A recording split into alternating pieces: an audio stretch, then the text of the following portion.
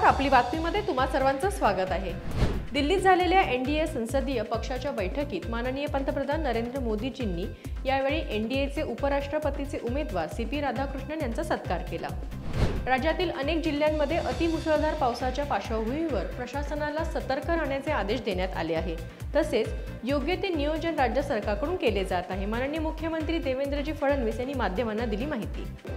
तेलंगणाचा जो श्रीराम सागर आहे त्याचाही विसर्ग जो आहे तो आता कमी करायला आपण विनंती केली आणि आपल्या विनंतीला मान देऊन त्यांनी 1 लाख क्युसेक्सवरनं तो 75,000पर्यंत कमी केलेला आहे। त्यामुळे ही तीव्रता जी आहे ती कुठेतरी कमी होईल।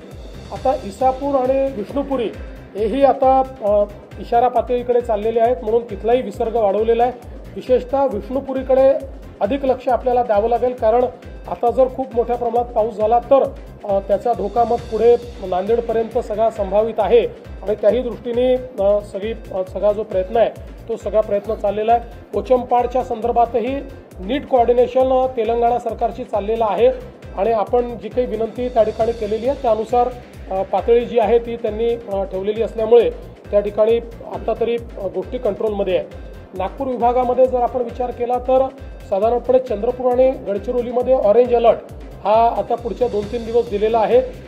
सध्या तरी खूप पुराची स्थिती नाही आहे, पण दक्षिण गडचिरोलीमध्ये थोडी पूर सदृश स्थिती आता बिल्टअप होते आहे आणि पुढच्या 2 दिवसामध्ये इथे कदाचित पावसाची परिस्थिती वाढू शकते।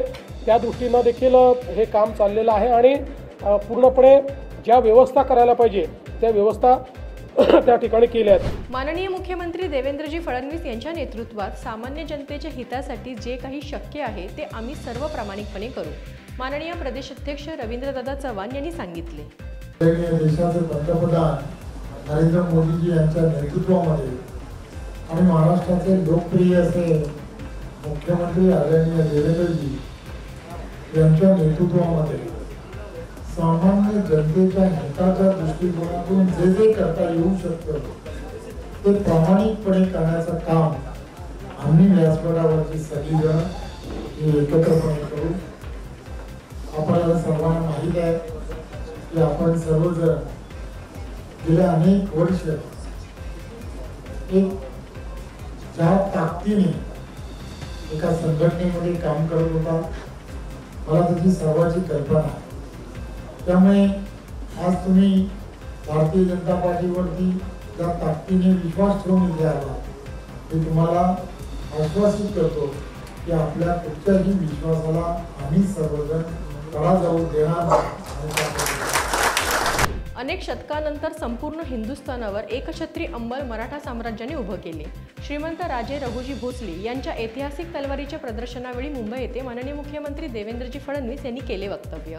छत्रपती शिवरायांनी ज्या प्रकारे स्वराज्याची रचना केली त्या स्वराज्याला समृद्ध करणारे त्यानंतर अनेक राजे या महाराष्ट्रामध्ये झाले की ज्यांनी केवळ महाराष्ट्राचा विचार केला नाही, केवळ छोट्या साम्राज्याचा विचार केला नाही, तर पूर्ण अखंड हिंदुस्थानात हे मराठी साम्राज्य त्या ठिकाणी हिंदवी स्वराज्य पोचवलं आणि मग अटक तू कटक हा जो विषय या ठिकाणी आला तसा अटके पार तिकडे अफगाणिस्तान पर्यंत गेलं, इकडे खाली तंजाऊर पर्यंत गेलं, इकडे कटक आणि बंगाल पर्यंत पूर्वेकडे गेलं, पश्चिमेत तर राज्य होतच। ते पूर्व पश्चिम उत्तर दक्षिण मध्य असा भारताचा कोणताच हिस्सा राहिला नाही की ज्याच्यामध्ये हिंदवी स्वराज्य स्थापन झालं नाही। मराठ्यांनी हे साम्राज्य अखिल भारतीय साम्राज्य करून दाखवलं आणि भारताच्या इतिहासामध्ये खूप वर्षानंतर किंवा खूप शतकांनंतर हे पहिलं साम्राज्य आहे की ज्या साम्राज्याने संपूर्ण भारतावर त्या ठिकाणी एक छत्री अंमल हा उभा केला। पावसामुळे झालेल्या नुकसानीचा पंचनामा करून एसडीआरएफ आणि एनडीआरएफच्या नियमानुसार नुकसान भरपाई करण्याचे आदेश माननीय महसूल मंत्री चंद्रशेखरजी बावनकुळे यांनी दिले आहेत।